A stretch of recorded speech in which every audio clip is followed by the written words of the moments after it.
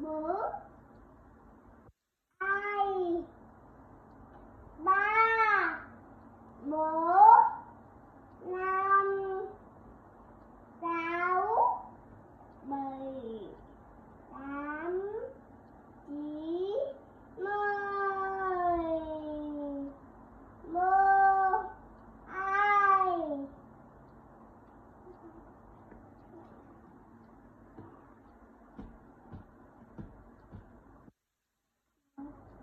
một bốn hai đọc kiểu chín ạ.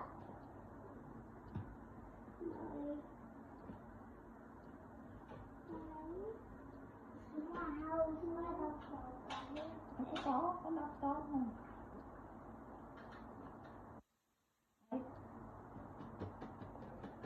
Đấy. Sáu